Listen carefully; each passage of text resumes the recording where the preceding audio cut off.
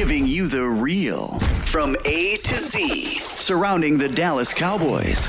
News, updates, rumors, transactions, takes, and more. So strap up, Cowboys Nation, and start your day off with A to Z Sports. Live with Will Steele. 3, 2, 1. Here we go!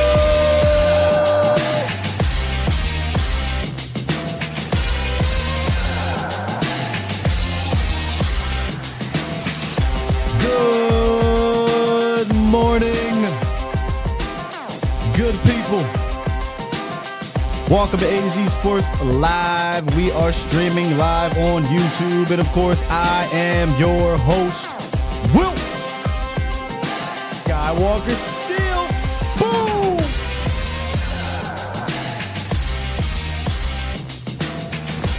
I don't even have to say nothing, man. I'll let him cook. Just let him cook a little bit. It's a wonderful day, ladies and gentlemen. The Cowboys get the victory, the dominating victory, 33-17. Y'all know what that means, right?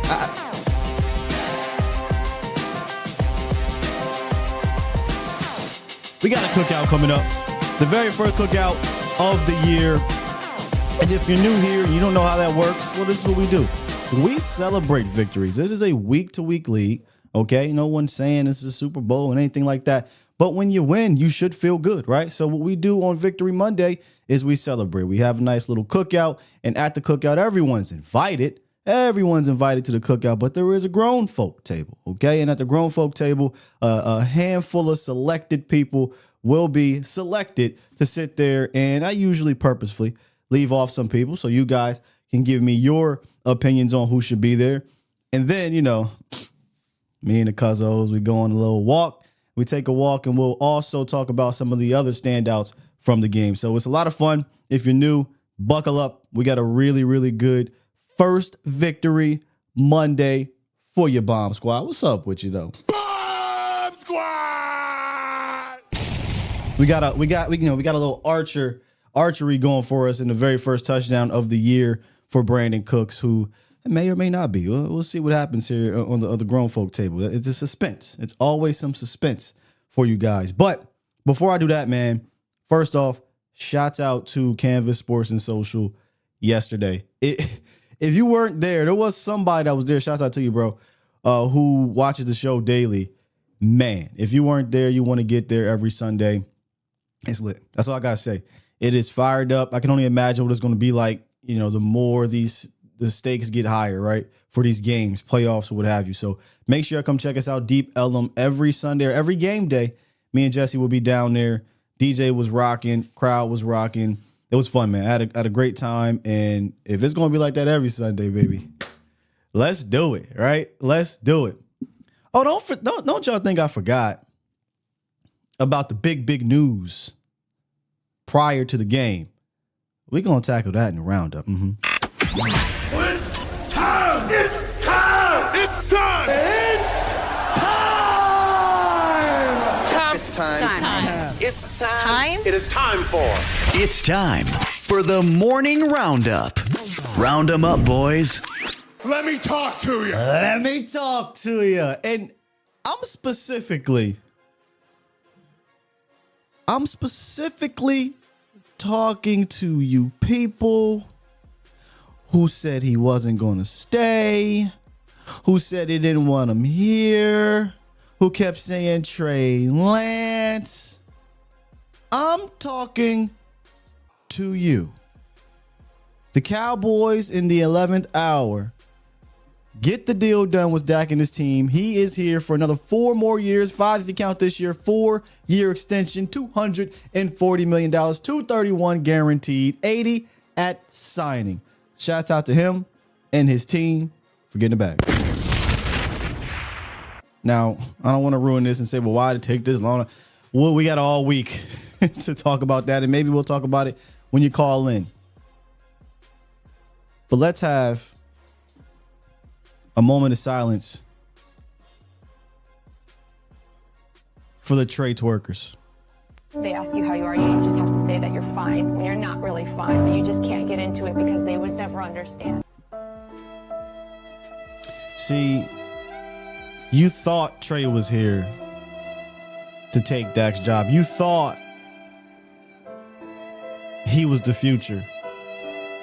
And even though you saw that he wasn't, your hatred for your quarterback drove you to delusion. Now you got two choices. You got two choices. You can rock, pull for your damn Q in this team, or you can get the hell up out of here. Okay, I'm looking around. Oh, well, I'm not watching anymore. Then don't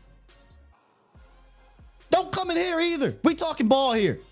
I've got time for you crying because QB1, who's a MVP runner-up, one of the best quarterbacks, a franchise quarterback, a face of your team, was re-signed.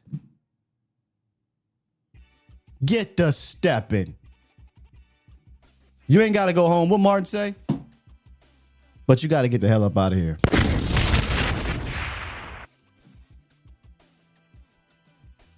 On to the football stuff. I just had to get that out my system. So we did dodge a bullet yesterday, and that's what Dak Prescott said. And I ain't gonna lie to you. My guy Tom looked over to me and said, "Hey man, you ain't gonna eat the rest of your food?" I mean, I ate it. It was like veggies or something. I said, "Hey, I lost my appetite a little bit, man.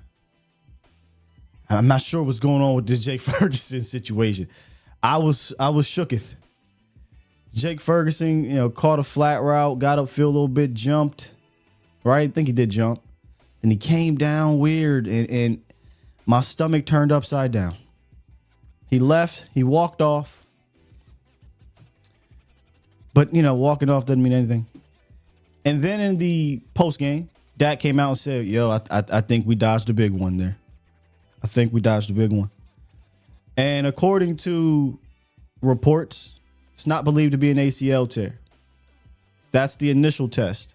But there will be x-rays today, MRI, or the x-rays were negative. There will be an MRI today that will show what it is. Maybe hyperextension, maybe something, but he'll likely miss a little bit of time, which still a little concerning, but as long as it's not for the season. As long as it's not for the season, I can live with a Cowboys Nation. But, we dodged a bullet. That is this morning's roundup. And look, I already know you guys are going to want to call in and talk a little bit more about the Dak contract. Feel free. Please feel free. Also, those I was talking to, please feel free as well. I want to hear it. I want to hear it. I want to collect your tears. I want to put them in this cup.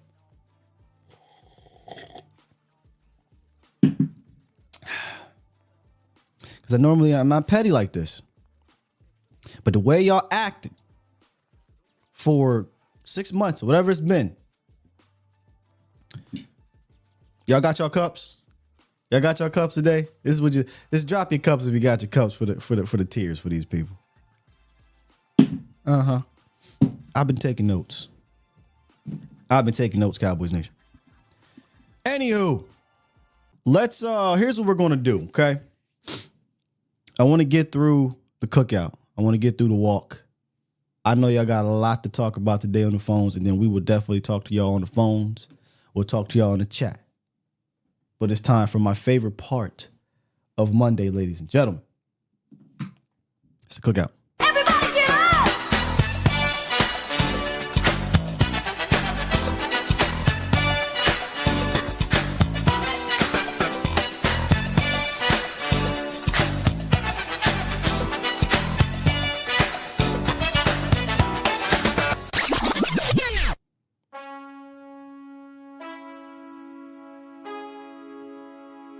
Hey.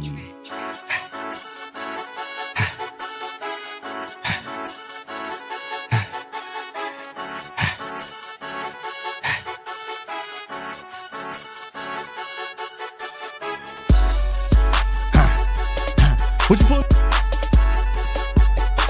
I know who I got. I know exactly who I got.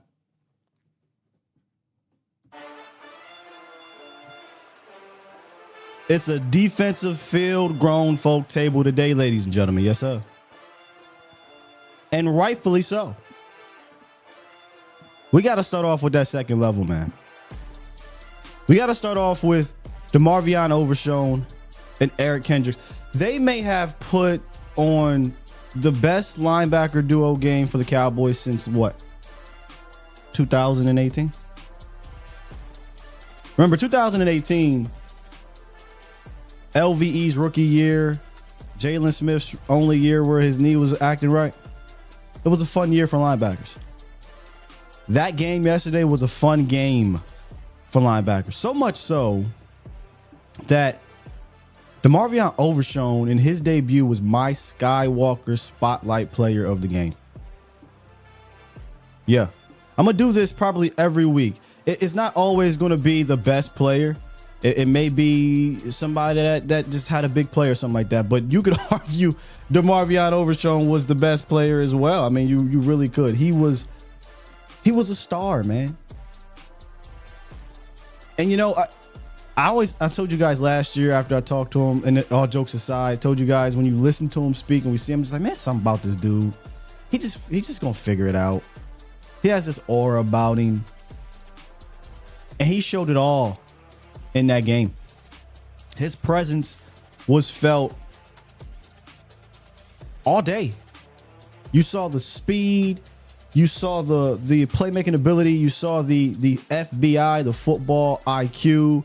I mean, Overshown was fantastic. He only played 39 snaps, but those were some important snaps. 39 snaps, 11 tackles, 6 stops, 2 pressures, and a crazy sack. I mean, the closing speed, I mean, there's a lot of speed and closing speed on this defense in general. But the closing speed DeMarvion Overshown showed on that specific sack was so damn impressive. I think it was one of these statistics, one of these stats that shows like miles per hour or something like that. And they said he covered, was it 10 yards per 5 seconds or something like that? I mean, not 5 seconds. I'm sorry, not 5 seconds, but it was a crazy statistic. I gotta go find it. But he covered crazy ground in an instant. 10 yards or 5 seconds would be extremely slow. But nonetheless, man, DeMarvion Overshown, I mean, he showed out in this game. I'm so excited to see him play a little bit more.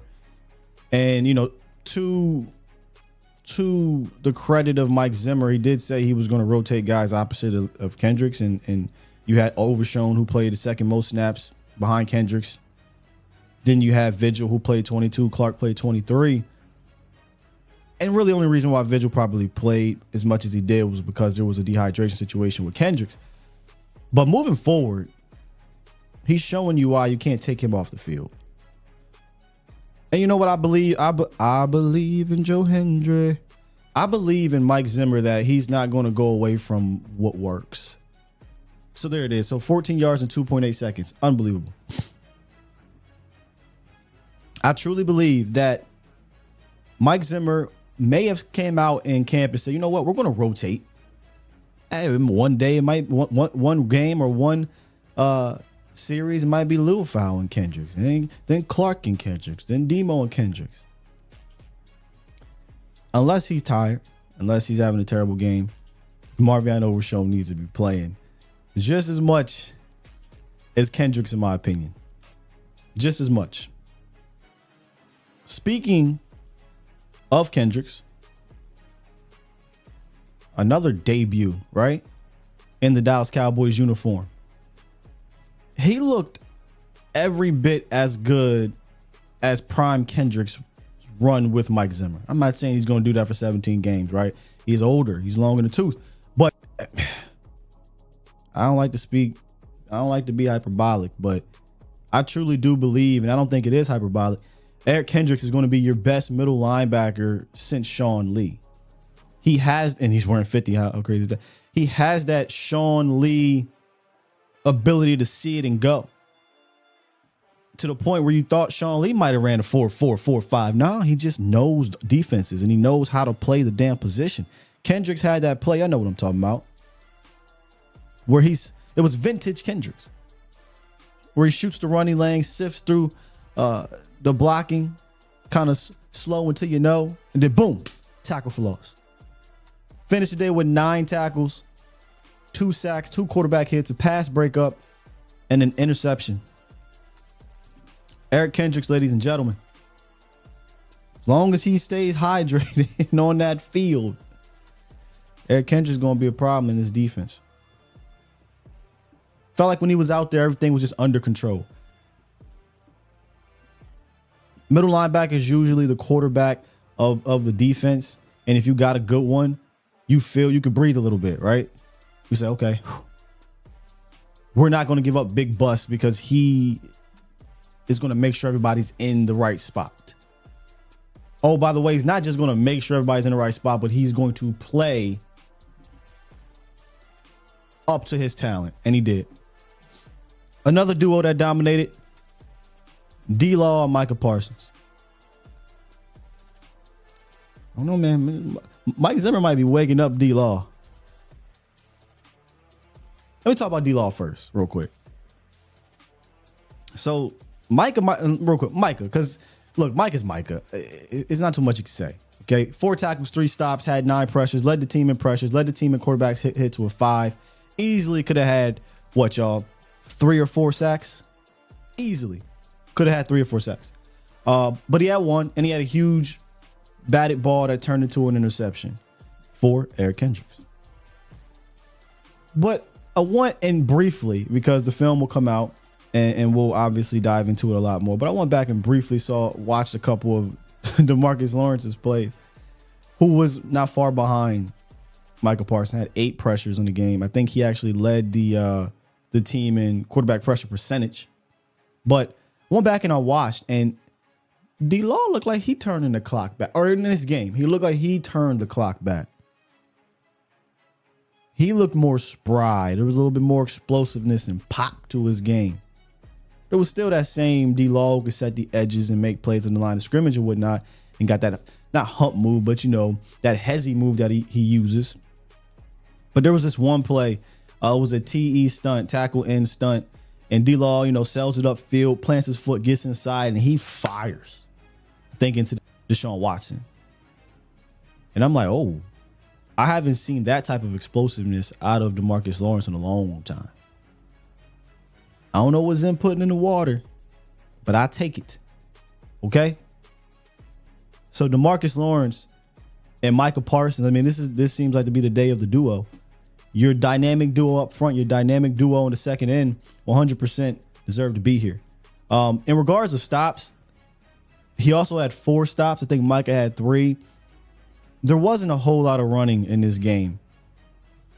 I was impressed with the run defense, but it wasn't like these guys were really running at us. Not that they could, though. I don't think they really found much success until the end of the game, and the game was over. But I am interested to see moving forward when teams decide to try to do so, how's it going to work out? Because Linval Joseph, Jordan Phillips, they play 12 and 15 snaps respectively. I don't think you're going to see them play a high number of snaps. These guys did, though. D-Law, Micah, Osa, they played a lot of snaps. Also, and again, we got all week to talk about this, but quietly, Marshawn Nealon, 6 pressures. Quietly in his debut, right? So, man, the defense was just so much fun to watch live. Somebody had asked me, hey, did you see Mozzie or did you see this person? I was like, I'm gonna keep it a bean with you. And y'all know this. When I watch the initial broadcast view, I'm watching as a straight as a fan, and I take some notes when I can, but I'm mostly watching as a fan and then trying to relay what I did see during the pre-post or halftime and post-game show, and then get home, rewatch again on broadcast, then rewatch the film, and we kind of go in a little bit deeper. But it's really hard. The trenches is definitely inside the trenches. It's really hard to see without seeing the actual film, right? Unless they make some plays. And D-Law and Micah were making a ton of plays out there. D-Law could have had 3 sacks. He had 2. He could have easily had 3. And then finally, CeeDee Lamb. I had to put CeeDee Lamb up here because of the way he started this game. A guy who, it didn't look like he didn't have any reps in camp. It was no camp reps for him in Oxnard. But he came out. I mean, you saw this like 4 or 5 different times. He finished the day with like 86 or 7 yards total on 8 touches. And I'd imagine if they really needed him more, he could have had more. Once you got into the second half, the offense kind of bogged itself down, in my opinion. It didn't feel like it was really running anything out there like he did in the first half. And you didn't see the same connection, the same sharpness from Dak and CeeDee Lamb. Dak in the first half was like 14 for 20 or 21, 104 quarterback rating, a tutty. Second half, the offense was completely the opposite. It was not good. He was not good. Connection wasn't good. And I don't think they really called it the same. Because if you recall, the Cowboys got a kick return by, and we'll get to him in a second. Got a kick return touchdown, punt return touchdown that put them up 27-3. I think it was 27-3. And I think they just said, yeah, we're just going to get out of here with the dub. Not that they ran it 50 times afterwards, but it just didn't seem to be the same type of assertiveness, right? You didn't see a whole lot of what you saw in the first half. So that's not worry too much about CD and Dak's connection. Okay, last year it started off slower than this, and we saw how that finished. So CeeDee Lamb, only offensive player to get put on here because I think the way he started, he got the bag, crazy nice catch and bucket drop down the sideline on Ward. He also helped your run game. CD was a very important part of your run game early on. In fact, if you go look at the run game, if it wasn't for CeeDee Lamb, your average dips a whole lot. You know, the running backs only average 3.7 yards per carry, but CD kind of helps take that up a little bit. It's over 4. I think it was like 4-1. But nonetheless, CeeDee Lamb, to me, deserves to be on here, even though this is a dominating defensive grown folk table. You about to go to the store. Who's trying to go to the store with me? Who's going on a walk with us, Cowboys Nation? I'd imagine the walk's going to be dominated by defense as well. And it is.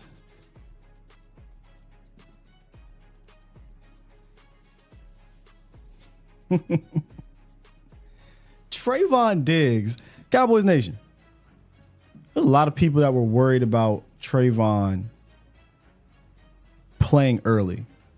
There was a lot of people nervous because of the injury. I hope that he put some of the nerves to rest. Didn't look like he had any lingering effects to me. I admit it to you guys. I was a bit more optimistic about Trayvon Diggs returning from injury better than any of the guys who tore the ACLs over the last couple years. A little cautious optimism, sure, but it's still Diggs at the end of the day. I think this scheme plays in his favor. Went out there, got an interception. He was targeted a lot in this game, by the way. 23 yards on 10 targets, though. So, look, I said this the other day. You can keep trying him if you want. Eventually, it's not going to pay off for you, or it's going to pay off for him. And he got that pick. Granted, guy kind of dropped it a bit, bad ball, whatever. That's on them. But Diggs doesn't drop many interceptions when they come his way. And when he was targeted, quarterback rating of 25. So Diggs was Diggs. He was Diggs. And his running mate, another rookie performance, Kalen Carson. Whew. God, he's fun to watch. Carson's fun to watch. We talk about him coming out of college and breaking him down, talking about that click close ability, that trigger he has. I thought it was some of the best in the draft. And you saw that on display yesterday. You saw Kalen Carson's closing speed, his FBI. When he sees it, he goes, pulls that trigger.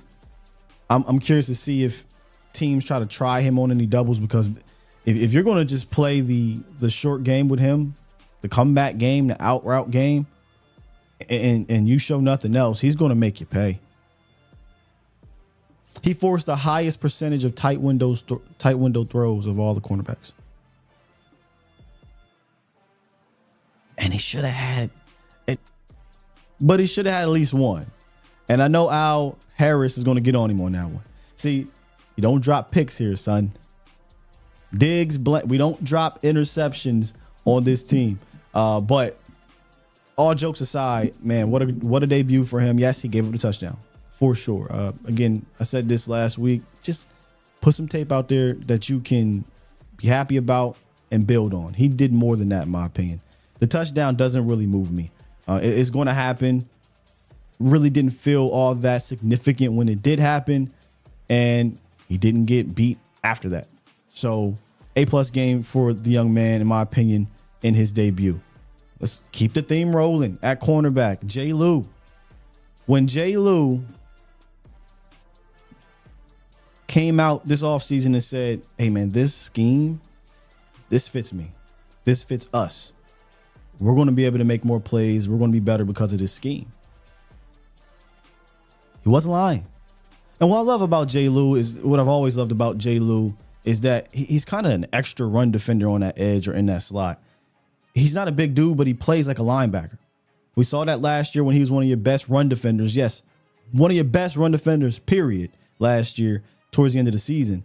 And you saw him in this game step up, making some plays in the run. He had 4 stops, and he showed that ability to be physical at the line of scrimmage or physical after, they throw a short route into the flat or something like that to a tight end. J. Lou stepping up. This trio of cornerbacks, they looked on the other side and said, okay, I understand y'all got that trio, that proven trio of cornerbacks, but we're going to go out here. We're going to shine today. And they did that. And a lot of that was led by our guy, the Zimmeister, Mike Zimmer. And yes, if you notice, they passed it to Mike. He was in the zone, man.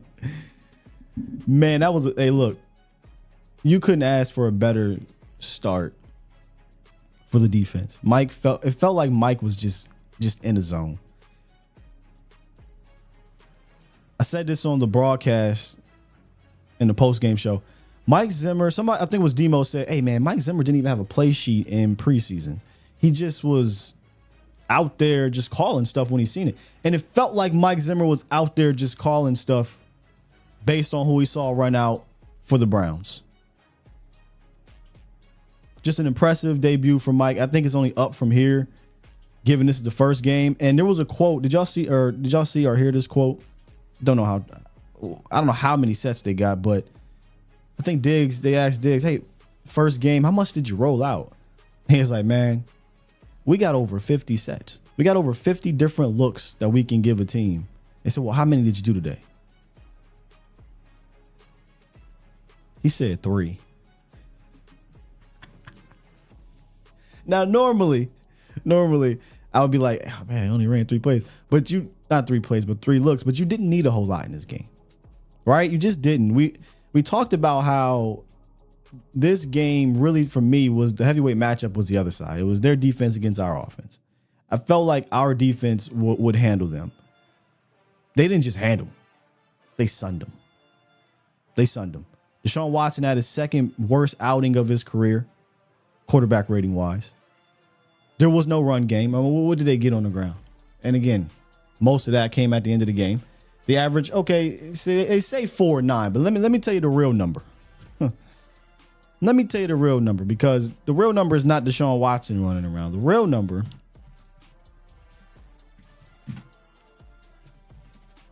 is really 3.7. Jerome Ford, 12 carries, 44 yards, 3.7 on the ground. Deshaun Watson was running for life. Mike Zimmer had this dude in a blender. I counted, I think it was 17. Maybe they took one away. 17 quarterback hits. Boy. Y'all better hope. When I say y'all, I'm talking about the rest of the league. Y'all better hope Mike don't find his groove, because if he find his groove, trouble. And then finally, Kevontae Turpin, y'all. Y'all call him Turpin time. It's Turpin about damn time. Finally, he scores a touchdown.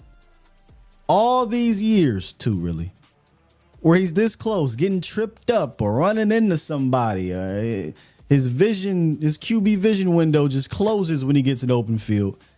his QB vision window wide, and he was like, "Hey, Mukwamu, block this dude, please. If you block him, I'll score a touchdown." Izzy got the block. Turpin scores the tutty, and we all rejoice. And I told y'all, if he only has like 6 yards, he don't even have 6 yards. What Turpin have? He had none. Told y'all. One of my bold predictions, we was having some fun on Friday, was, hey, Turpin's going to lead the team in yards. He had 0, Cowboys Nation. He had 0. But he got the tutty, though. And that's all that matters. So shouts out to Kevontae Turpin finally showing how he can be an X factor in this game, whether it's offensively, which he was not in this game, or whether it's returning punts, returning kicks, which he was on Sunday. So those are the guys that went on the walk. Again, after victory, man, especially a dominating one, there's so many people, right, that we can, hey, come on, let's walk. I know you might be looking at Mike Zimmer like, hey, why you inviting Mike, man? Why you inviting an old man? Well, Mike got cataracts. Mike about 70 years old. He said he got cataracts. This is what he told me. So it was only right we invite him on a walk. You know, we got something for you, Mike. We got something for you. We'll take care of that. That's why he don't need a play sheet. He can see so clearly on game day because of his cataract medicine. Play sheet, nah, I'm good. I synced it. So, who you got, Cowboys Nation? Let's get your cookout players. Let's get your cookout players. Turpin time. Vaj versus Turpin in the steel cage. Uh-oh. The Deshaun Watson jokes is already starting. Man, there were people talk. I mean, they might have been Browns fans. I don't know. But there was a whole lot of Deshaun Watson yapping. I mean, what did you... Y'all sleeping on Deshaun Watson? No, we're not. I'm wide awake. There's nothing to sleep on. Nothing to sleep on. Sully has Guyton. Oh, let me clarify. It's really, really hard for me to put offensive linemen, without the second watch, right? And that's just how it is. Unless throughout the game, we're just showing these dominating performances. Sometimes they do that with certain linemen, right? Like specifically, what's the lineman over there in San Francisco? Trent Williams. They'll put a highlight package for Trent Williams where they're showing all these angles and it's Trent Williams. Yeah, look at these 10 plays. It's like, okay, yeah, he dominated.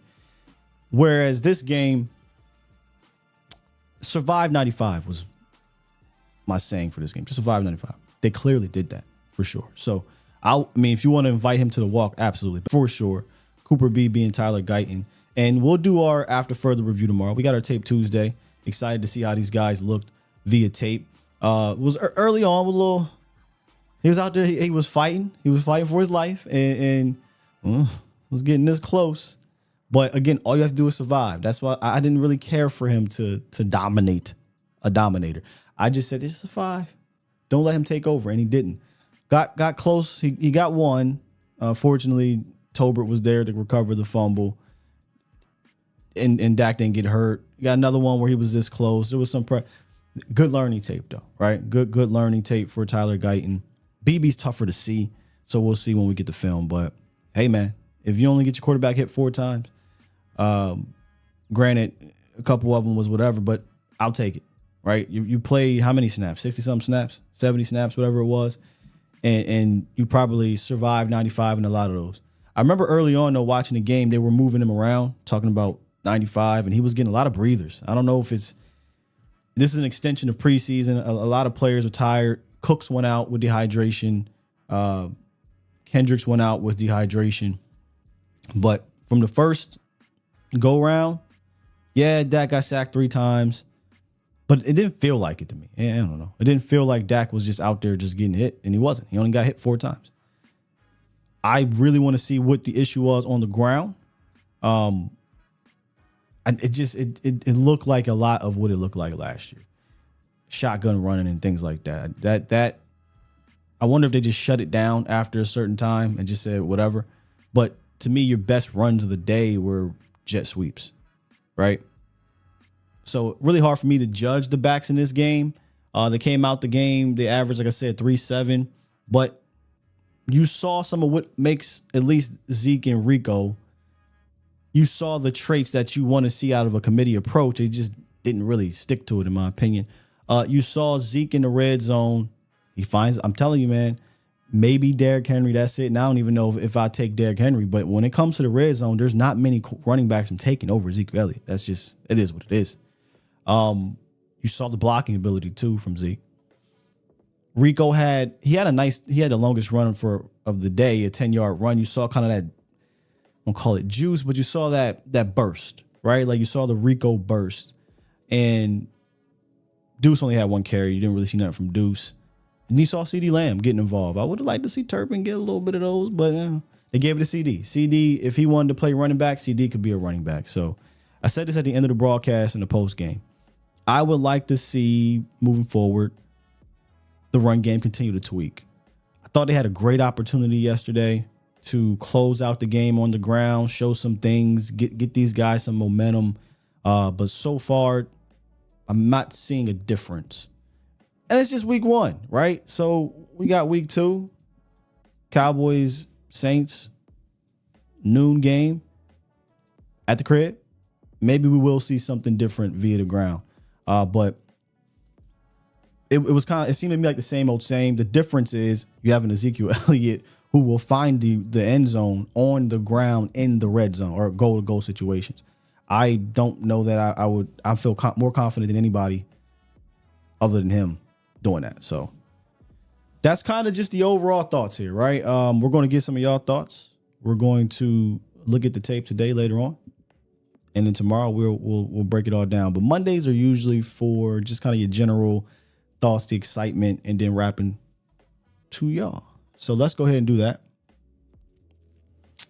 And let's see where we want to start here. I think I saw James was in here first. So let's get James on the horn. What's up, Sky? How you doing, man? Can you hear me? Got you loud and clear, brother. Sky? Hello? Okay, can you not hear me, man? Hello? Oh, okay. Okay. Hello? I muted myself. My bad. You probably couldn't hear none of what's going on. Gotcha, James. What's up? Okay, can you hear me? Yep.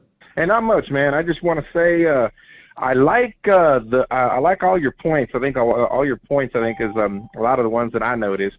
But I think we could probably go as far as bring the whole defense to the cookout and then bring the everybody's offense, on the walk. Everybody's invited to the cookout. Let me make that clear. After a W, but what I'm saying is at the table, you know what I mean? At the grown folk table. Hey, man, there's only a handful of seats at the grown folk table. Everybody I can't know, sit at but the grown folk table. I like to be nice. You know what I mean? But at the end of the day, though, I'm just going to tell you like this, man. I'm glad that Ferguson ain't hurt as bad as it originally looked. Because what happened when he jumped, a guy went low on him and hit him in the knees, and he got contacted with the player's helmet. That's always scary. I think it was the contact coming down that got him. I think is what it was. Yeah, the guy went low and tried to tackle him. Yeah. But at the end of the day, though, I just had a couple of quick points. I don't have really a lot of questions. I just had a couple of points I wanted to touch on. I want to give my hat. I want to take my hat off to Zimmer. I thought that was a well-coached defensive game. And if that one corner we have, what is it, Kayson or Carson? Yes. If we get that out of him when Deron Bland comes back, bro, I can't wait. If that's what we can, if we get that out of him a lot, now I cannot wait for that. But did we have to do a lot on offense? No, not really, because that defense. I mean, the early on, our defense was just nasty, and I like what I've seen. But other than that, my only other point I was going to make, and I think you kind of touched on it, is even though Tyler Guyton kind of got thrown into the flames, you got to realize who he was going against. Game 1, he was going against Myles Garrett. So we all have to give him a little credit. He might have struggled, but he held his own. You know, it wasn't a win, survived. but it was one of the best defenders. Yeah, and that's all that matters in the end. But other than that, Sky, I just, like I say, I like your show, and I just, at the end of the day, I'm gonna land my plane and just say, hey, man, it was a great dub, and next week, New Orleans is in trouble if we come out with that same intensity. 100%, and they probably feel it themselves too. They put up like 40 on the Panthers, so you know how that goes. They probably smelling themselves. But that's okay. Yeah. That's all right. It is. It is at the end of the day. Well, anyway, Cowboys Nation shouldn't be too negative today, no matter what the points are going to be about Dak Prescott. But at the end of the day, man, a dub's a dub. It is, man. All right, dog. Appreciate you. Yes, sir. Let's keep it moving, man. We got 215. I believe it's Glenn. What's good with you? Oh, well, let me bring you in here. Now I got you in here. What's up, man? What's up? What's up with your mute? What's up with your mute, bro? Yeah, I was muted for a minute, and then But what's up, man? How you doing? What you got for the show? Good morning. Happy Monday. Awesome cookout. Hey, Scott, question. You like cake, right? You eat like pound cake, lemon cake, stuff like that? Yeah. Mac and cheese, cornbread. Yeah. Hey, Scott, you can't have none of those ingredients without butter, bro. You gotta have butter in your ingredients. Ooh, that's good. That's good. Hey, and you damn Skippy. You did. I need you to get to the store. So check it. I was creating the graphic, right? I was gonna have Brandon Aubrey kind of poking his head out, like, "Hey, how you doing, guys?" Like, but yeah, what 57 yarder? What do you have? 250s? Let me see here. Let me see if they really show. I don't think they show it. Yeah, 57 yarder, a 66 yarder that should have counted. Let's keep it a bean. That should have counted. You know, they robbed us on that one. And I wanted to see him kick the 70. I just Everybody wanted that. Why not? Everybody wanted that 71. Why not? Everybody. Come on. I think if it was maybe 2 seconds left, they would have tried it. They were scared of probably getting it blocked or something. I don't know, but I would have tried it. I think they were worried about the return. Yeah. Yeah, the return. Okay, I got you. Yeah, just a few points, man. The defense, them and them. I mean, it was just an all-out show out. But what I really like to emphasize is the patience of Micah Parsons. He just wasn't flying upfield. I've been saying this since the rookie year, second year. I even fought with you about this. I did not want to just see him on the edge, flying. That sack he got, he was actually probing the line of scrimmage, going laterally, horizontally, then went in for the attack.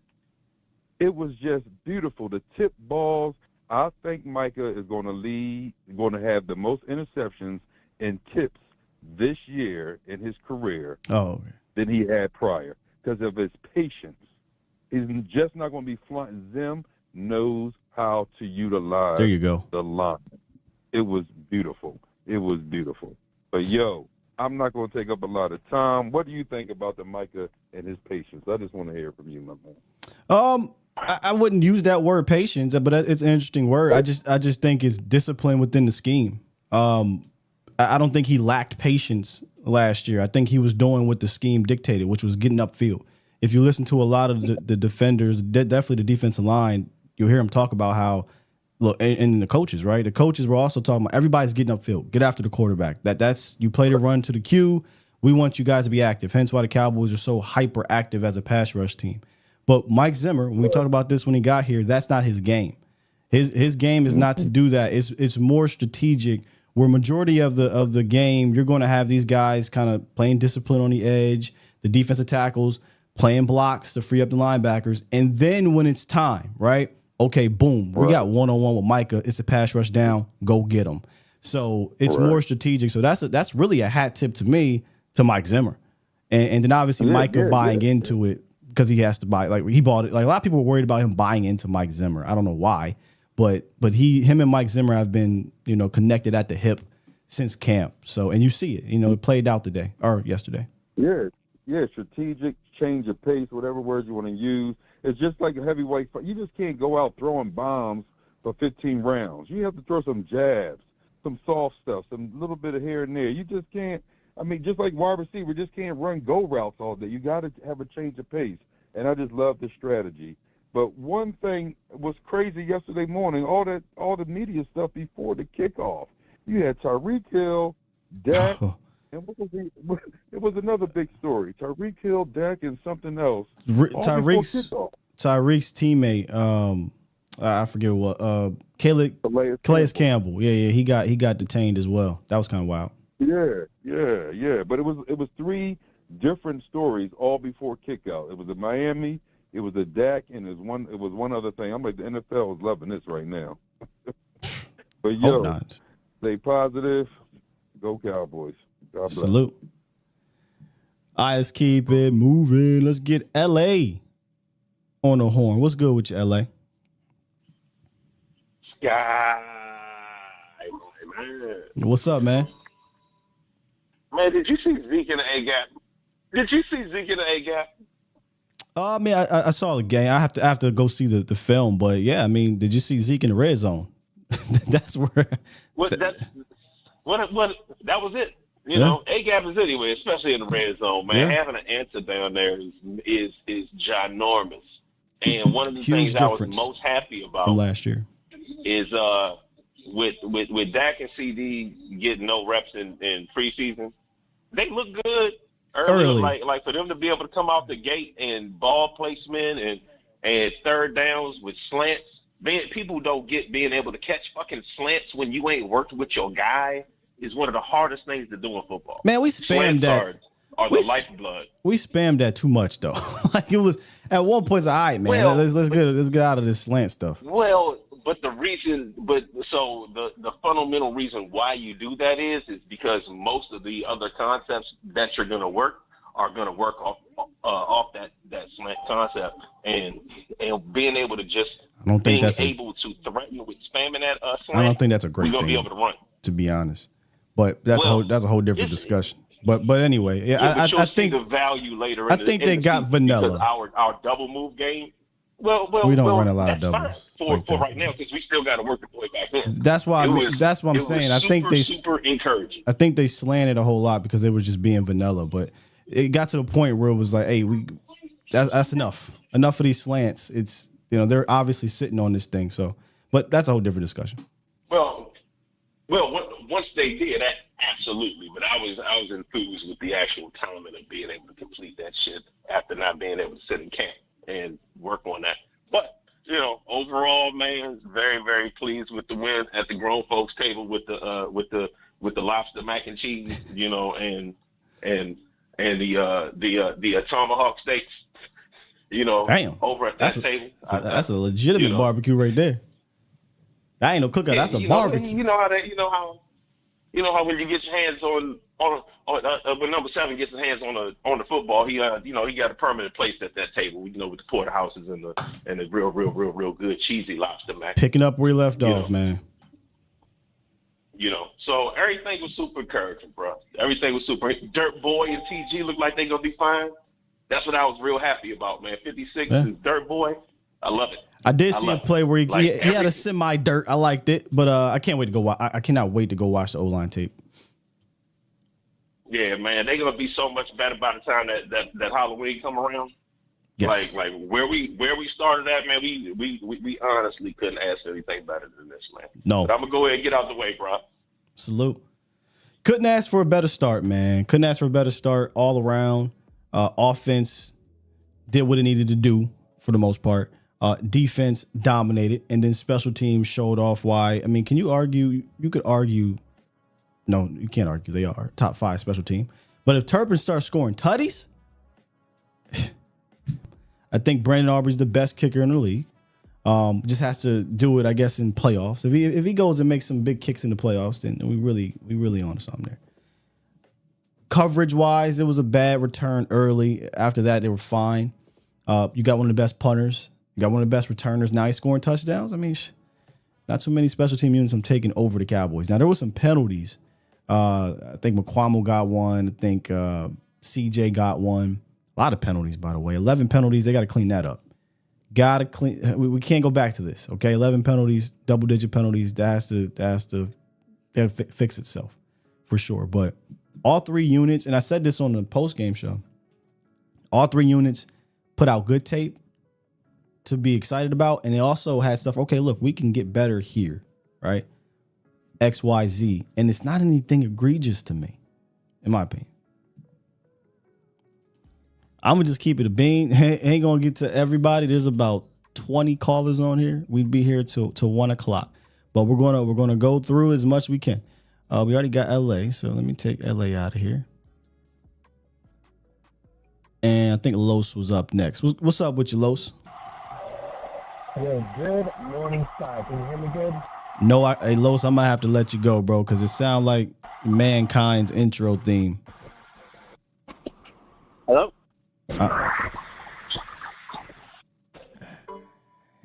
No, Los. Okay, yeah, Los, step up out of here. Drummer Cam. Good morning, good sir. Hey, man. How's it going? It's been a minute. It has, brother. It has, but we back. What's up with you? Man, I'll just make some real quick points. Yes, you probably already know. I'm pretty hype on Cooper Beebe. The center play was unreal.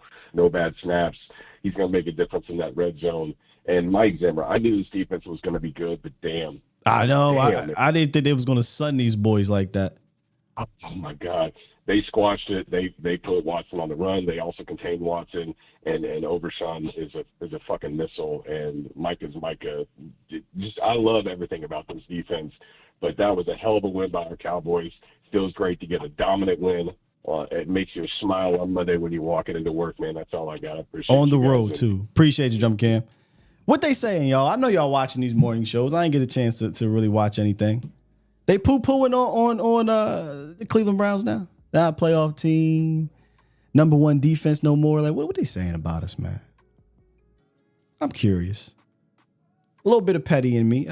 When the Cowboys get a dub like this, sometimes I go peek. Now I don't go crazy. I don't go kill brain cells and go watch the Stephen A. show and stuff like that. No. It doesn't matter what they do. They're going to be weird on that show. But I like watching NFL Live in general. You know, one of those morning shows with the hater Chris Candy on there. I take a look. What y'all saying? What they saying about it? They picked now somebody had posted, and this isn't the type of content I do, and I'm not disrespecting anybody that does that type of content because I understand it drives ratings.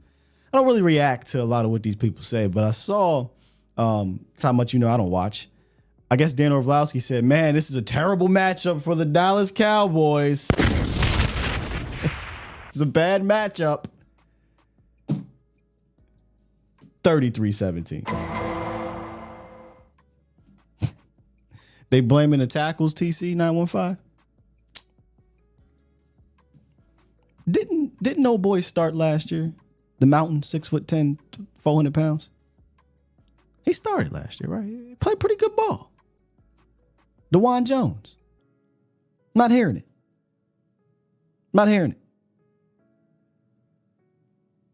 They was without their average left tackle. We was without our all-pro cornerback. We can play this game all day, ESPN. I digress. Shouts out to the bomb squad in the building. All 1,100 of y'all Monday. Let's hear some more from y'all here in the chat. Listen, there are people that have a little privilege here because they call in a lot. I like to hear from them and whatnot, but there's only one guy who's VIP. What's good with your VIP? Sky, what up, baby? I knew you was. What up, man? You already know the type of energy I'm on, B. I already know. Respectfully, this is officially no Slurpee season for the next. How long is my quarterback's contract? For the next 4 or 5 years, no Slurpees allowed on Skywalker's channel. None. Respectfully. So get your Slurpee shoes off. Get your Slurpee knee pads off. Look, we're going to need y'all to go on vacay for the next 4 years. My quarterback is solidified. Facts. Now that I got that off, yo, shout out to Uncle Zim. Uncle Zim and our linebacker. Well, what's the new linebacker's name? What's 50 name? 50. And Kendricks. Eric Kendricks. Kendricks, if he reminds me of Lee, the way he quarterbacks our defense. Do you see the way he was communicating and talking out there? I know you peaked that Sky. Yeah, 100%. He had everything under control. And to the first, and if you go, I haven't gone back and watched it for the second and third time yet, but I know from my naked eyes, the first half, I don't think they got over 50, maybe 75 yards of total offense.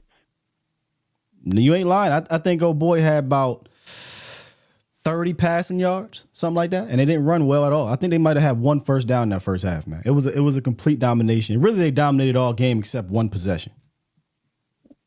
And that last, we ain't even gonna I ain't even talking about that possession. We ain't even counting that. Yeah, I ain't talking about that. That was trash time. That's garbage.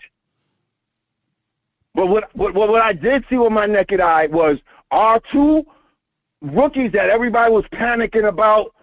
To me, I give them A.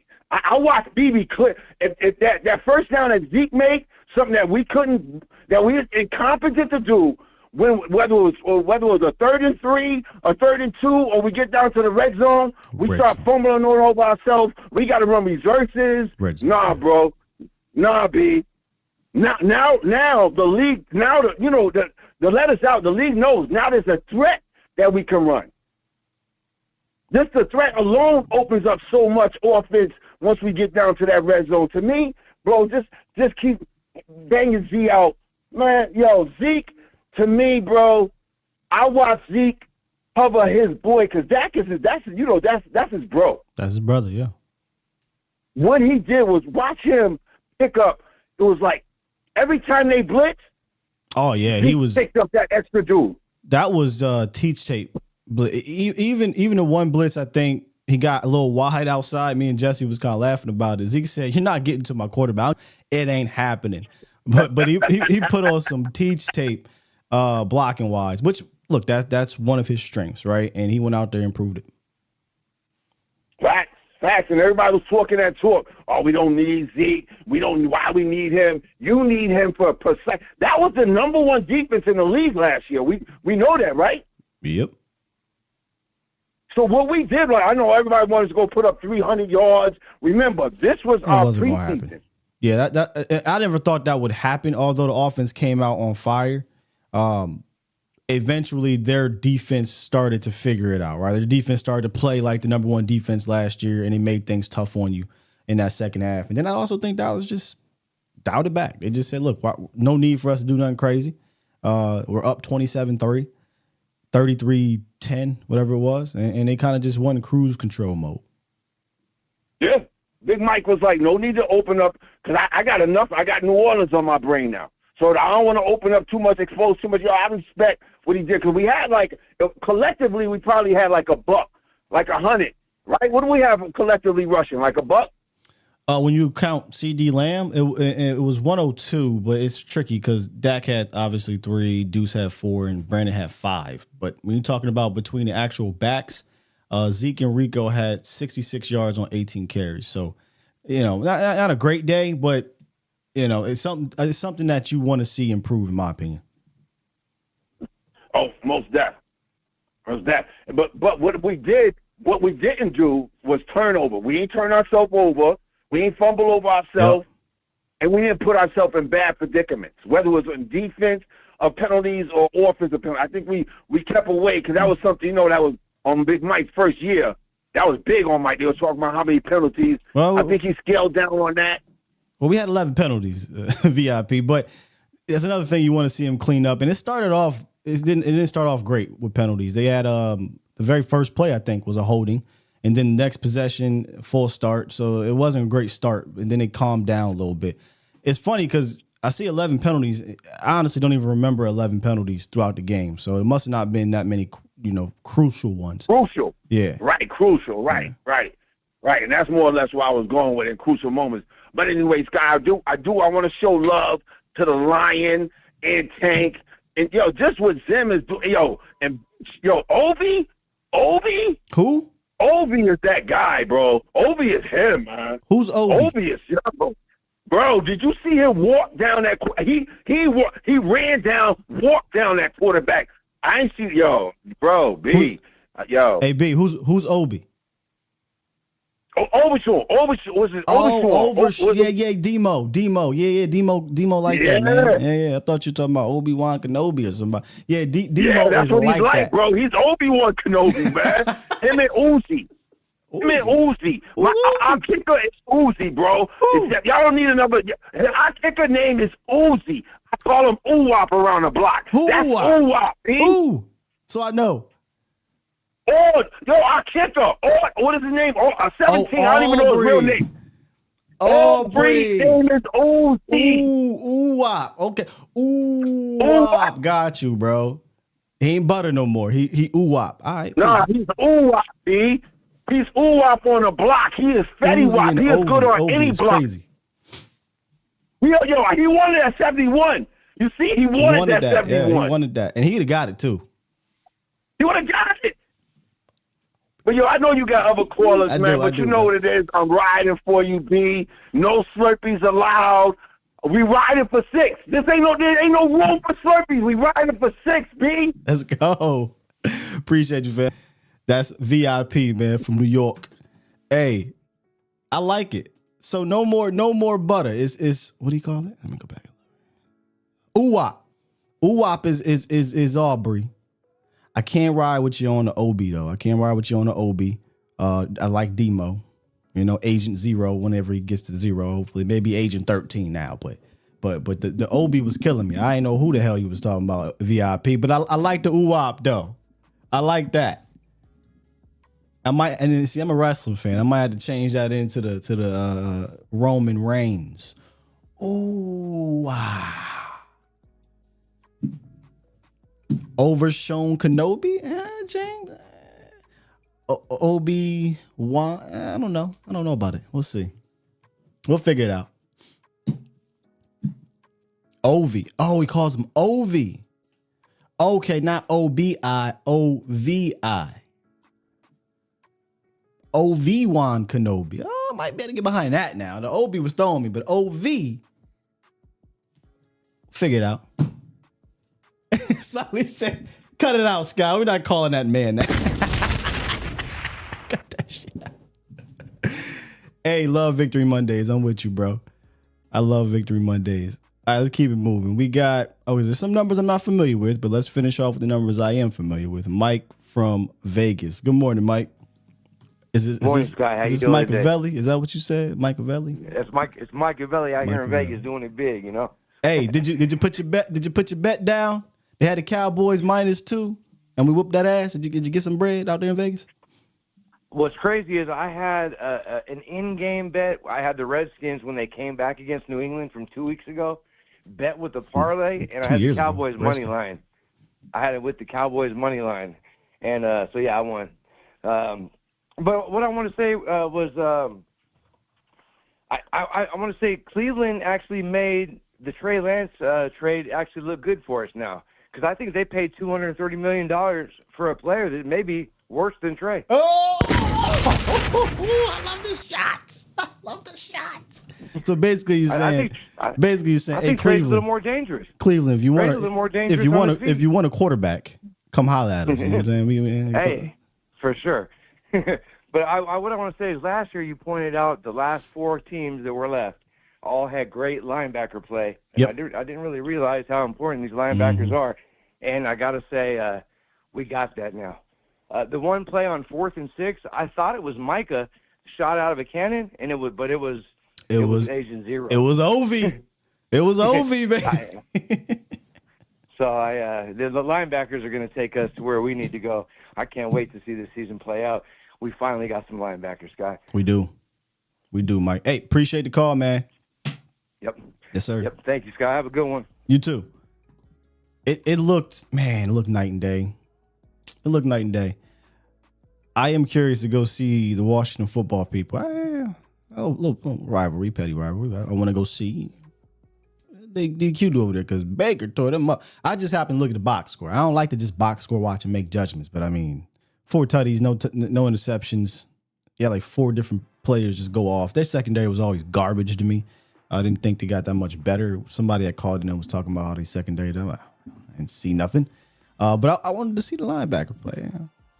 I'll go check them out. But this linebacking group looks so much different, and it goes back to the theory that I had, and I used to always bring up the Detroit Lions. When an entire group is playing a certain way, I think they're being taught that way. And you see this group is being taught to play a different way with the guru Paul Gunther leading the charge, right? And the D-line working in tandem and Zimmer dialing it up. man, this is going to be a fun group. And again, I said this at the top of the show. If you missed it, shouts out to you if you're in here. I would like to see them narrow it down as the season goes on. Zimmer did say they're going to play kind of mismatch game a little bit. One day it might be Overshown next to Kendricks. Another day it might be Leofow. Another day it might be Clark. That's all fine and dandy. But this man right here, if you don't want to overreact to week 1, fine. Don't do it. Look at the traits. Just look at the traits of the player, and the production will play itself out. Then we can start overreacting once we get some games up under us. But I don't know how you watch him.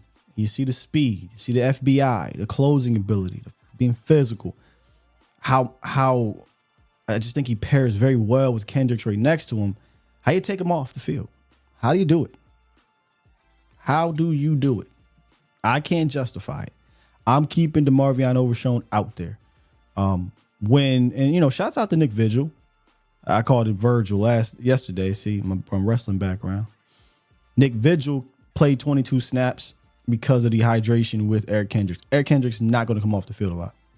Another interesting thing, by the way, if we want to look at snap counts, a lot of people asked about the safeties, right? Well, how are we going to get these safeties? You got 4 really good safeties.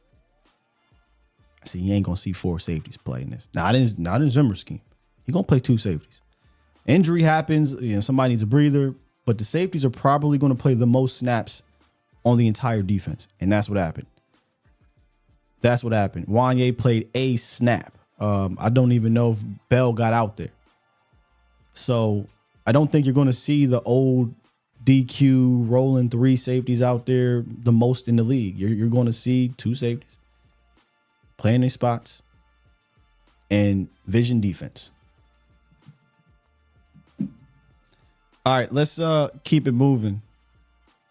Y'all know who we finishing with, but last known caller. I don't know the other ones besides Maserati, but Twan from Connecticut. Good morning, Twan. How you feeling about the victory, brother? God, what's good, baby? Now let me just say, if I catch any of you guys outside of a Cowboy game calling me twerking Twan and flip, but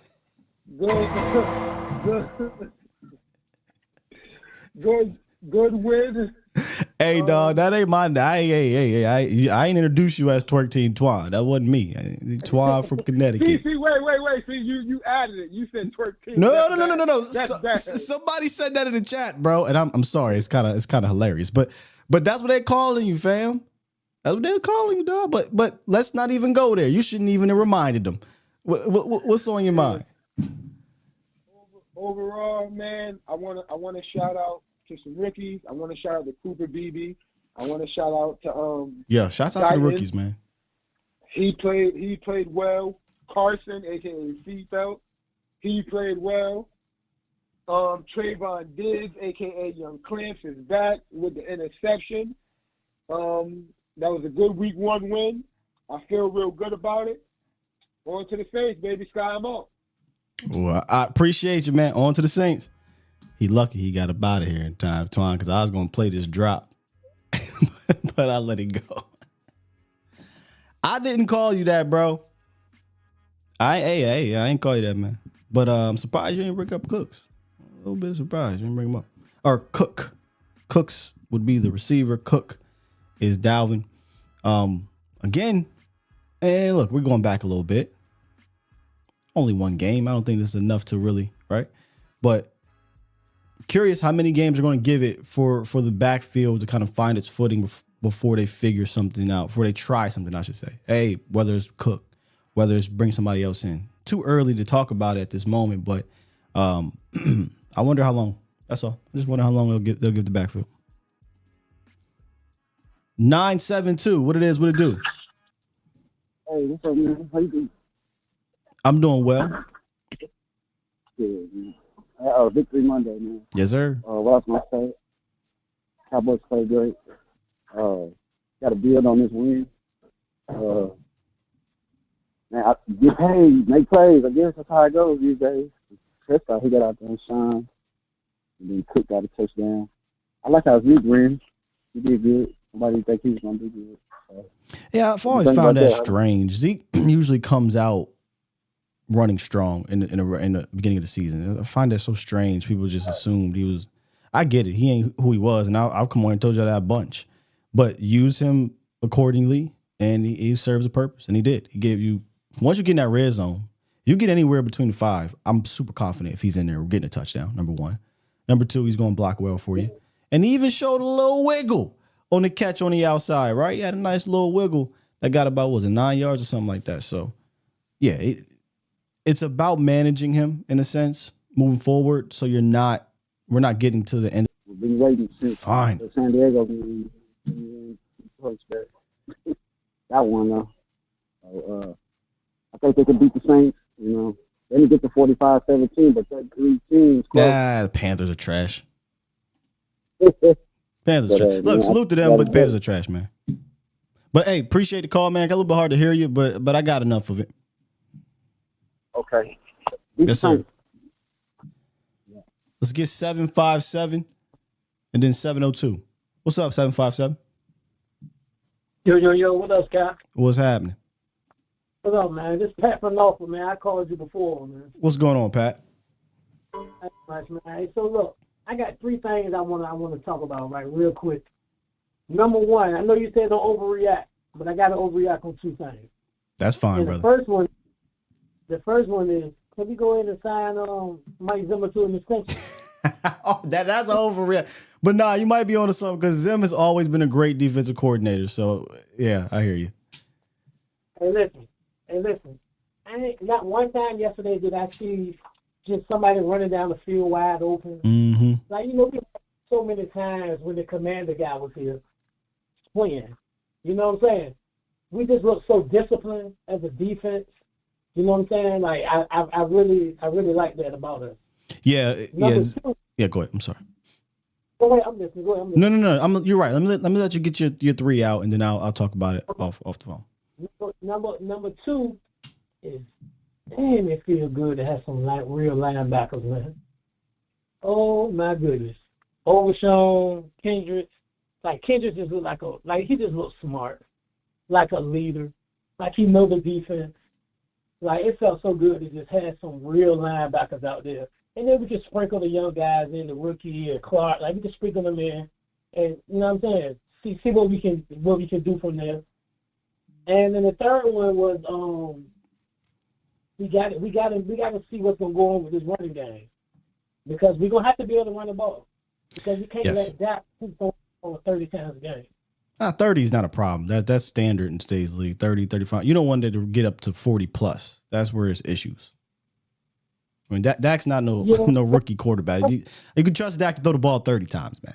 I ain't worried about that. Yeah, I agree, but then I don't. Just because I'm not. So let's say this. I'm a Cowboys fan first.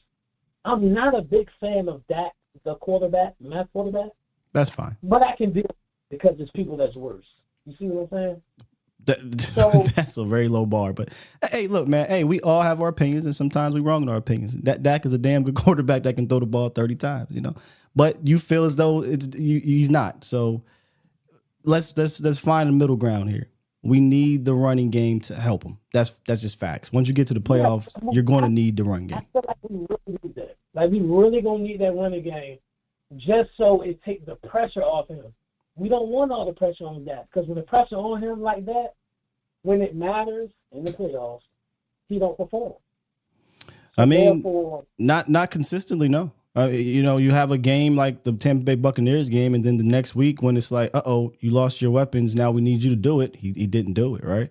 I mean, the Green Bay game was just a cluster F in general, but yeah, we don't want to put it all on his shoulders week in, week out. I say this all the time. Yeah, a game, maybe 2, you're going to need your cue to do that. But for 3-4 games in a row, not in this current climate, I don't think that's something you want to do for Dak in the playoffs. I agree with you 100%. But yesterday he did look good. I was a little nervous, you know, with us keep running 66 slant routes. But that's you what know, I had to move the ball a little bit. But it's like, come on, Mike. You draw something else. Do a zig route or something. Like, Jesus. Yeah. But I'm guessing that's just an option route for CD that he just like, and he feel like he can win on it every time. But I get tired of slant route. Yeah, I watched a little bit of a few plays before I came on. I was like, oof, some of this is looking very old school West Coasty, and I didn't really like it a whole lot. But we'll see. We'll see moving forward if they throw some wrinkles in there. But let me get to this breaking news, bro. Say that again? We got some breaking news I got to get to, man. Okay, go ahead and do your thing, man. I appreciate the call. Appreciate you. Good call. We have a verdict. We have a verdict, ladies and gentlemen, on tight end Jake Ferguson. Let's see here. Come on, here we go.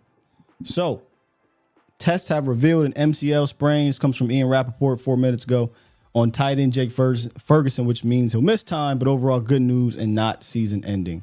Man, it'd be a good time to have Dr. Boothby come on here. So, Jake will probably be out for at the most a month, right? I hate it. And we'll talk more about this tomorrow, what that means. Man, I hate this. But it ain't season ending. He'll be able to come back. Maybe he'll be back maybe 3 weeks, right? Maybe he'll come back better sooner than a month or whatever. The reason why I feel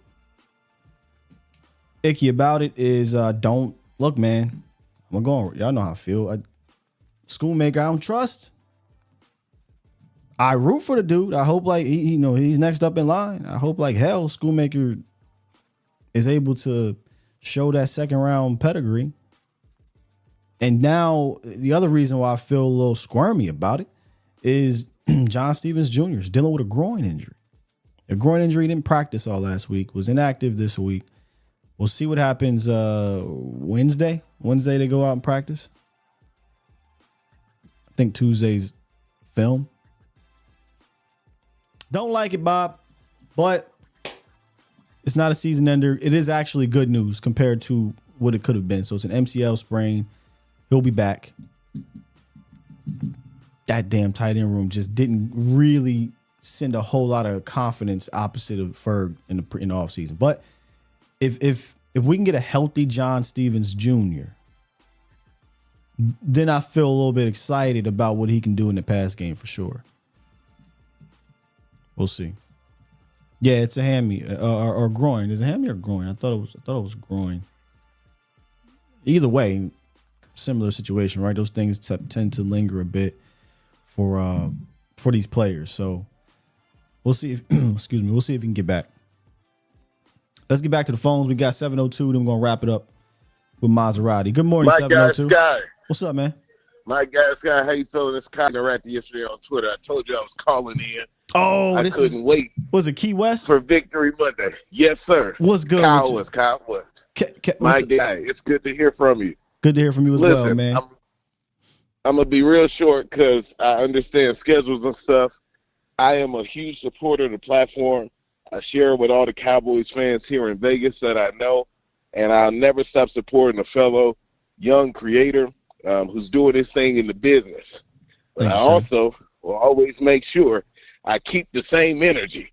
And I love that on your platform, you let us share our opinions, and you let us say what we feel, and we can all be cool after. But I ain't going to let none of these Cowboys fans. We might tussle a little bit, but it's all love. We might tussle, but it's going to be what it is. Yeah. But I ain't going to let none of you Cowboys fans that was speaking against Zeke get up on here on this Victory Monday and try to not have the same tone. Y'all was saying he was washed, he was trash, and us truthers, we were, y'all want Zeke 20, 30 carries. Ain't no real Zeke fan said no 20, 30 carries. To be fair, all we were that's saying true. was we need him back for leadership, red zone, and can't nobody block Dak Prescott like Ezekiel Elliott. That's all we need. Let that man finish his career with his boy. And the reason why I say this is it should be a crime. Stephen Jones and Jerry Jones should be fined by the NFL and by the Cowboys Ring of Honor for letting Zeke's last play be that center play against San Francisco. So we should have fined, who was it? Who was the coordinator at the time? Kellen Kellen Moore? Yeah, we should have fined Kellen Moore. He needs to be cut too. All of them. They all need to be fined. But all jokes aside, man, I just didn't appreciate the whole statement of, man, the dude. I don't like, and I'm be honest with you, I don't like when our creators use words like trash for players who have done nothing but give their all. I think there are better words and better verbiage. I agree. Because whether you know it or not, and I live in Vegas, I'm well connected out here, but guys are stealing from you. They're watching you. They're watching Botch. I'm not going to throw out no networks, but the 3-letter and 4-letter networks, they tune in to y'all. And I pay attention how they steal from our up-and-coming content creators because y'all are the real media. And they listen to you guys say things, and because they don't do their own research, they may not all the way really look at things, and so they hear y'all use words like that, and then that's how we get these overreactions on our roster. And my thing is, whatever Zeke did yesterday, you got to tell me what's the difference between him and Derrick Henry right now. Didn't look like much of a difference. It doesn't look like much of a difference. It's a $10 million difference, but it's a difference. I don't see the real difference. And so Jerry brought his boy back. Zeke has always been a beast in those situations. I like that. They kept him at 10 carries. They didn't force it. And you got to tell me, and this is just maybe I'm just not as well versed as other Cowboys fans, but I do my share of reading. How many running backs did better than Zeke did yesterday against that Cleveland front line? Because nobody really runs on them.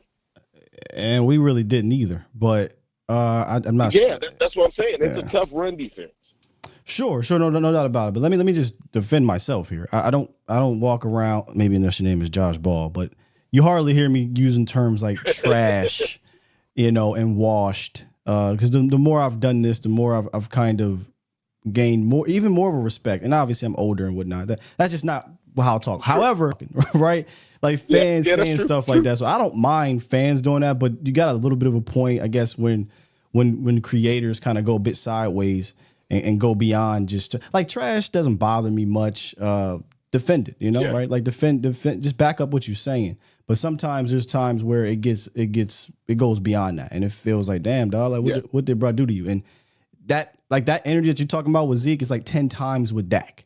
And I always say, like, I don't understand how you have that type of energy for a guy who's a top player in the league. But for Zeke, I mean, you're right. I mean, I've said it. I'm gonna be a broken record here, man. He's here now. Was he the first choice for me? Absolutely not. But he's here. So how do you utilize what he is? And you nailed it. Red zone. He can block for your quarterback better than anybody on your team, right? And he brings that leadership. And what I'd like to see maybe moving forward is, can he return to closer form? That's what we have to wait to see. Can he be that closer to help you close out the games? I agree. I agree with you. And this is my last point because, I do believe we need to watch the first 6 weeks. Give it about 5-6 weeks. I think after San Francisco, we may see a move for that lightning. Zeke, in my opinion, he's the thunder, he's the boom. But that lightning bolt, I could see us making a move only because after that, if you pay attention to our schedule, that's when really it'll become easier to run the ball because you're not really playing run defense heavy teams like that. Like the first 5-6 weeks, we're stacked. We're playing a lot of people who can really check the run. Difficult defense. But after that, it kind of light. Let me say this about the Browns. The Browns weren't that great defending the run last year. They gave up over almost 4.5 yards per carry against against running backs. So, they weren't that great, but it's really, to me, Wes, it's not really about the opponent. It's about how we decide to run the rock. Because if we upgrade the how and how we run the rock, you can have success against quality teams. But if we're going to run what we did last year and what we did yesterday, I think you're setting yourself up to have an uphill battle. Climbing uphill against really good run stopping teams because you don't have that explosive back. Zeke serves a purpose, but he's not gonna be a guy that you give the ball to 20, 25 times and he's gonna have 150. No. That's not his game anymore. So you don't have that point in his career. You don't have that dominant RB1 that can make things shake when maybe it's not called great. Maybe the scheme doesn't look great. So They're going to have to clean that scheme up for this particular backfield. If not, then they're going to have to go get it back. They got to. Now, can I ask you this, and I'm done with this statement. Maybe it's just me, but would it be crazy to go get another receiver? I mean, I wouldn't say crazy. After what I saw yesterday, Brandon Cooks just scared me. Something about the Archer. He gonna do his thing, but it's the in between. The third quarter, it just scares me. Wes, I thought you were going to go Tolbert or Turpin or somebody, but Cooksy.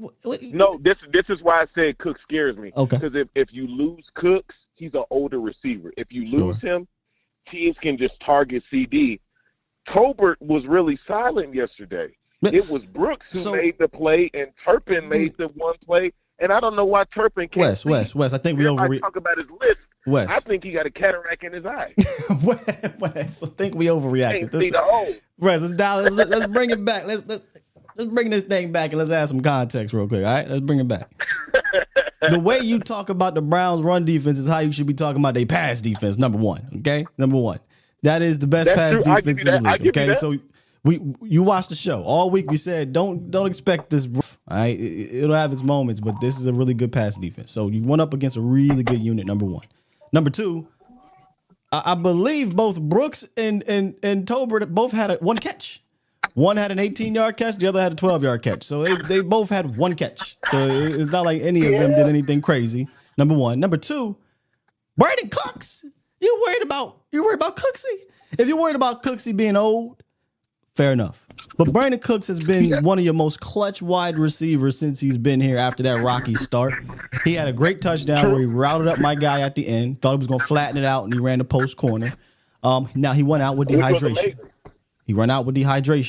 But Cooks take care of his body. If he stays healthy, I'm not worried about Cooks. But as for getting another receiver, I mean, if you can get a dude, I'm never opposed to bringing in more guys. But this is what we got. So we got to figure out ways to utilize the guys you got. That's true. I'll agree with you there. But, man, thanks for letting me call in. Guy, you always got my support, man. I appreciate you. Nothing but love and praying for success for you and the entire team, my brother. Thank you, man. Need it, man. Yes, appreciate your prayers. Good call. No problem. Good stuff right there. Good stuff. Yeah, man. And that's week one. What drummer Cam or I don't know who it was in here. We talked about it last. It's weird. Week one is weird. It's hard to figure out. You don't have a whole lot of tape or anything like that, so you go off of what happened last year. I saw somebody say, "Hey, man, but they beefed up their interior." I mean, they already had Dalvin Tomlinson last year. Quentin Jefferson goes about 297 or something. So it's not like he's another big boy.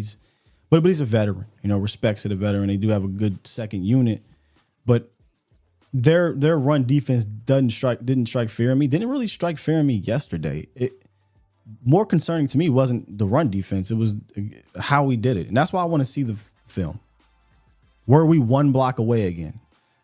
Schematically, it was not good. I'll just tell you that right now. Schematically, it looked the exact same. So now it's like, okay, you're not really setting these guys up based off of pre-snap motion, wide zone, misdirection. You're making those dudes play mano a mano, and let's go see who blocked it up. There was one play, I'll tell you this, though, and you'll go back and watch it. You'll see Rico's pissed. And this is something that a lot of you guys said about Rico. He cut back inside on one of these plays. I mean, I think it was the drive the Cowboys scored the touchdown. Could be wrong, though. And he was like, damn, he got back up, slammed the ball because he knew if I just stayed outside, which he should have, maybe they have to get more chemistry, right? And this is what I mean. Last year, Tyler Biadasz blocking at the second level. If I'm a running back, maybe you're like, I don't feel too confident. Cooper Beebe had his guy at the second level. Just ride the hip, bro. Just either ride the hip or just continue your trajectory outside. Cuts it back inside and he gets like 5 yards, right? Decent little gain. But if he stays on the hip of Cooper Beebe, maybe presses inside and boom, shoots it outside. Like, I feel like at that point in time, that's something that Tony used to do in his prime. He did it yesterday. Tony used to do in his prime. He'll ride the hip, then boom, finds Green, and he's gone. but he cuts it back inside. And it's like, ooh, to be that dominant run blocking unit on that specific day, when that presents itself, you have to take advantage of it. And he knows it. He's going to watch that tape and he's going to slam the ball again. So yesterday, again, it's hard to overreact on any one thing. So I'm not going to overreact to the ground, but because it just looked like it looked last year to me. Just looked like it looked last year. All right, Maserati, send us home, man. What up, family? How you doing? I'm good. How you? I'm good. Well, you know me. The running scheme, yeah, you're right. Me and you talked about it. You got to get that running scheme right because it looked the same. It did look the same. You know, it looked the same. Can't be. But I'm gonna give him the benefit of the doubt first week. Right. So we're gonna go from there. But a lot of things, the team's in trouble because now you're not gonna be able to come up that middle no more. And if you can't come up the middle on Dak Prescott, you are in trouble. All the haters that been hating on Dak, let me tell you another thing. Dak Prescott, all you haters that's listening, he got to do like Tom Brady, and he got to do like the Kansas City quarterback. He could take his time now, eat peanut butter and jelly sandwich, and because his defense going to keep him in the game.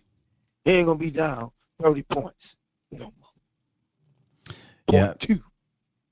I do feel confident the defense is going to keep the games close for the most part. Yeah.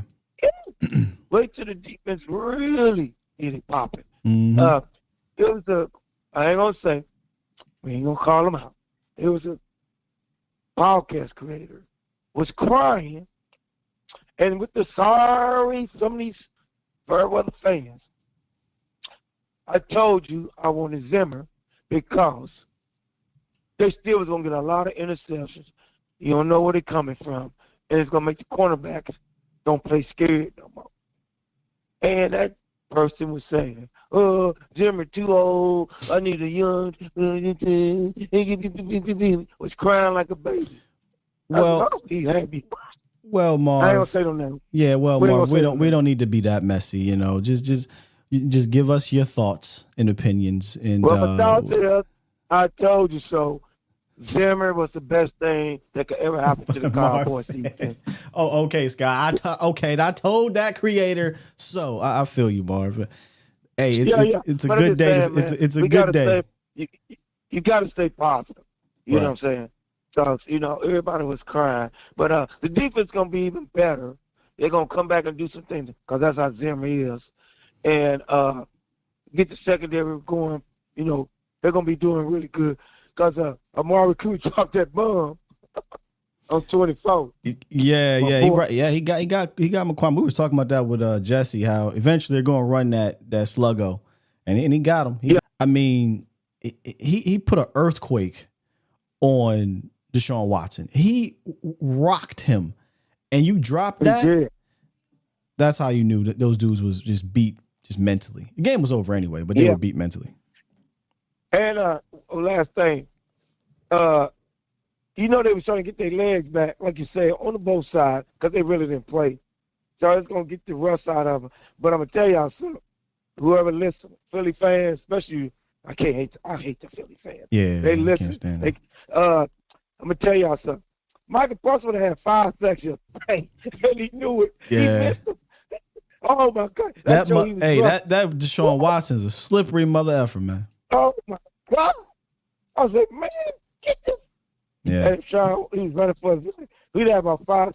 Michael Parsons would have had 5 sacks. He missed 4 tackles. He could have had 4 or 5 sacks. D-Law could have had 3, 4 sacks. Yeah. It was a lot of slipping out of the sacks for Watson. But in closing, Marv, in closing, we get a quarterback that can't move. We'll probably give about 15 sacks. Because now you got to read our defense. Let's go see that real quick. That's a good point. I love it. I love it too, man. Good show, man. And how about them Cowboys and all the haters? Just like my VIP say, all you guys with the Slurpee. Just drink their tears. Leave the quarterback alone. He's going to finally do it for you. Salute. Appreciate you, Marv. It's a good point. Saints, I wouldn't say Derek Carr's a runner. We know. Hey, look, man, it ain't gonna shock me if Lamar Jackson has 100 rushing yards. It's good Lord. Daniel Jones can move around, but it's Daniel Jones. You know, they might be benched by that time. You got two mobile guys ish. Russ can move, but hey, you know, Russ don't do that much no more. And with the Steelers, we always seem to get after Goff. Purdy can move a little bit, but they're a more scheme-driven, time-based offense. Oh goodness, we might literally. I'm not gonna say that. I don't want to put that out in the air, but Kirk Cousins, count your days, sir. Jalen Hurts. I don't know. So CJ Stroud move around. Daniels move around. Play a lot of mobile quarterbacks though. Burrow can move, but we get after Burrow. Panthers, whatever. Yeah, this is an interesting schedule when it comes to mobile. You're going to play more quarterbacks that can move than not. But it doesn't matter. You play the quarterback that can move.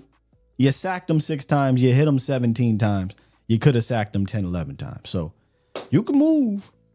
But we got a 13 that's lightning fast and closing speed. We got an 11 that's a lion and hunt you down.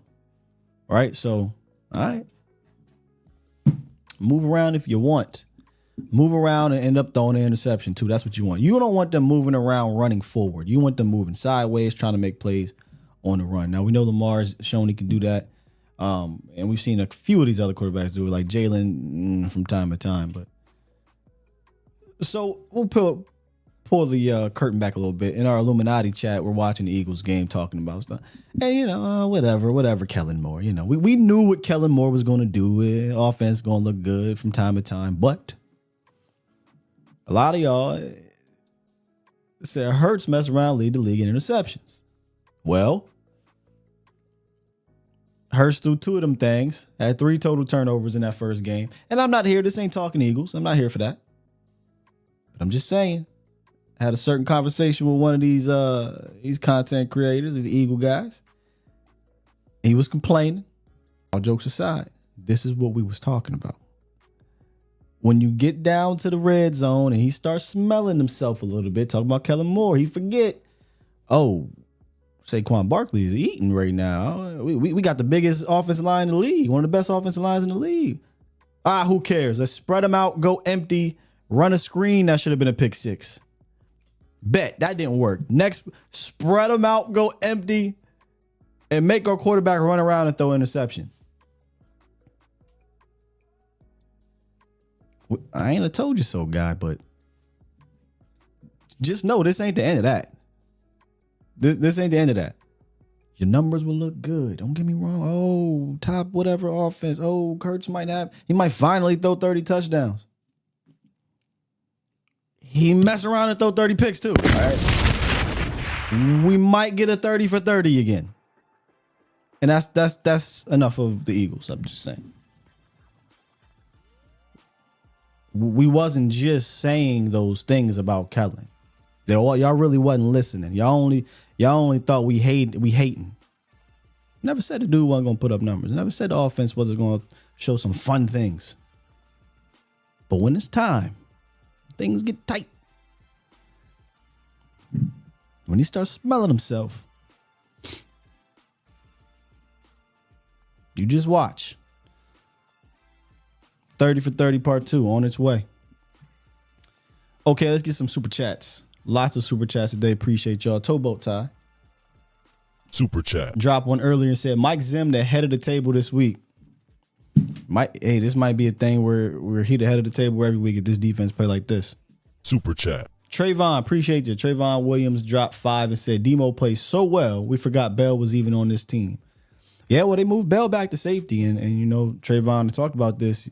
Unless somebody get hurt, you're not going to see Wanye and Bell, man. Or unless the safeties play bad enough to get benched. This coordinator, Zim, doesn't play multiple safeties. So, but yeah, already in one game, you see why we missed Demo last year, even as a rookie. Super chat. Shouts out to Coleman. The Coleman Show dropped 5 and said, don't hold back, Sky. The haters do all that talking and they hide now. Get with it or get lost. This is when I went on my and I didn't mean to go on that type of rant, but the whole Dak Prescott, Trey Lance thing. I mean, you got this loud minority that just all off season. Good Lord. I'm not going to go back into it, but you know who you are out there. You know who you are.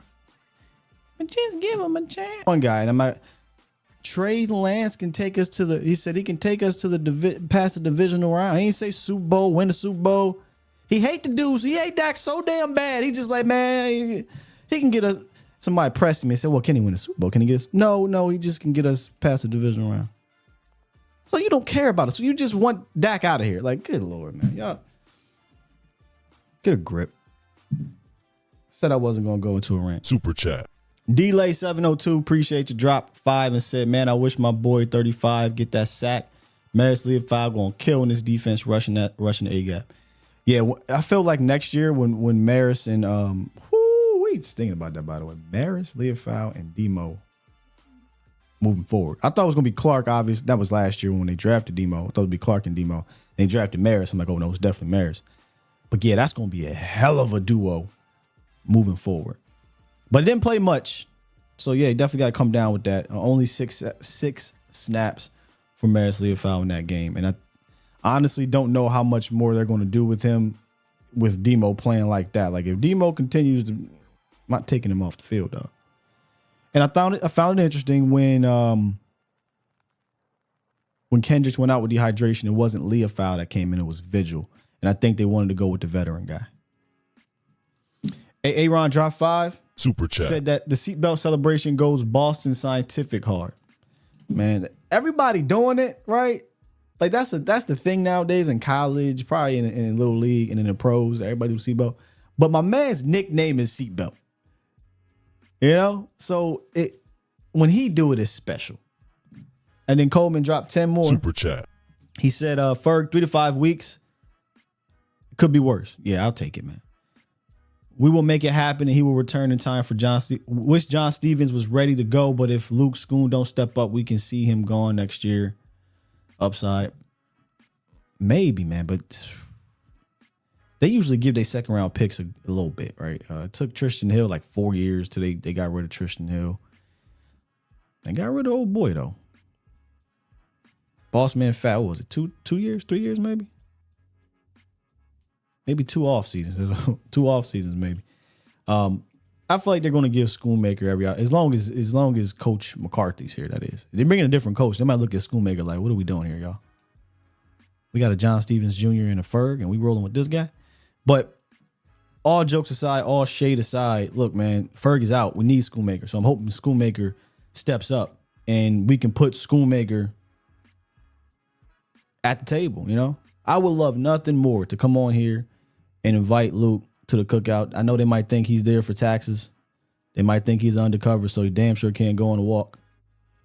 But I would love to invite him. I mean, he's invited when you win, right? He's invited. He probably bought some raisin potato salad or something, but we need Schoon to have a good enough game to where we can go to, hey, don't bring that. If you're going to sit at the grown folk table, you playing spades, just show up. Don't bring nothing. Show up, bro. Somebody had said in the chat, did you call up Fant? Interesting. They used, and I would love to go look at the snap count, they used Hunter Lipke a lot. Maybe do Hunter in more of a tight end situation.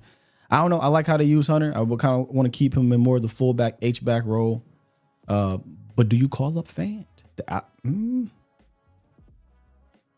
Schoonmaker's not ready. You're obviously calling up. Or not Schoonmaker. If John Stevens Jr. is not ready, you're obviously calling up Fant. But do you utilize him now? Right? Something to think about. All right, let me refresh this one more time.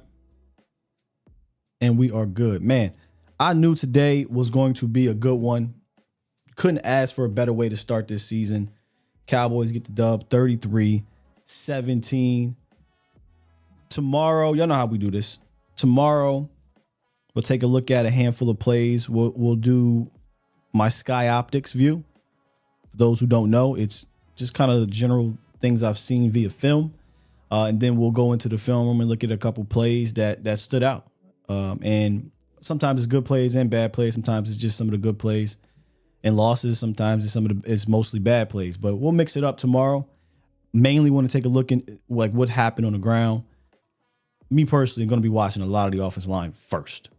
Straight up, want to see how these guys did play by play. And we'll bring it to you tomorrow.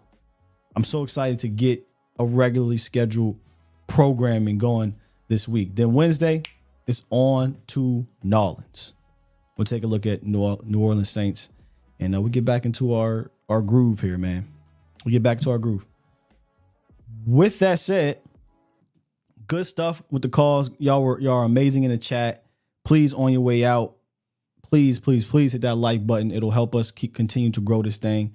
And again, if you want to come kick it with me and Jesse and some of Cowboys Nation each and every game day, we'll be at Canvas Sports and Social. It was lit. Had a lot of fun. Make sure y'all come through. Let me go ahead and press this button now. Push the goddamn button. Push the goddamn button. Yeah. Hey, man, Mike and a lot of these coaches can get a little weird with the time management, but I don't know why he didn't bang a timeout on that 66-yarder either. I don't know why he didn't bang that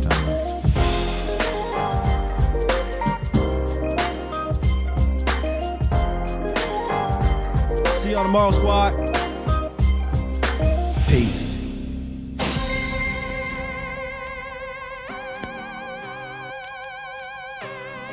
Oh, yeah, the chat toxic for sure. But that's more y'all problem.